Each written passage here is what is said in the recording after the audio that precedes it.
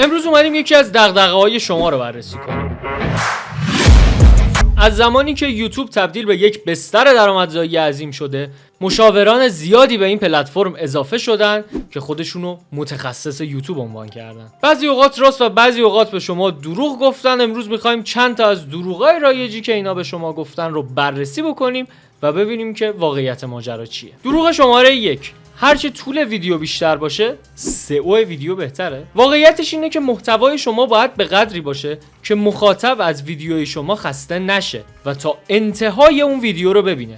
شده 8 دقیقه باشه، 15 دقیقه باشه یا 20 دقیقه، اصلا مهم نیست. مهم اینه که مخاطب تا انتهای ویدیوی شما رو دنبال بکنه. پس سعی کنید اگر 8 دقیقه محتوا میسازید، 8 دقیقه مخاطبتون رو درگیر ویدیوتون بکنید. دروغ شماره 2: اگه هر روز ویدیو بذاریم، کانال زودتر رشد میکنه. واقعیت اینه که این میتونه باعث بشه که مخاطب از شما خسته بشه. تولید روی نظم خیلی مهمه، ولی کیفیت محتوا از اون مهمتره.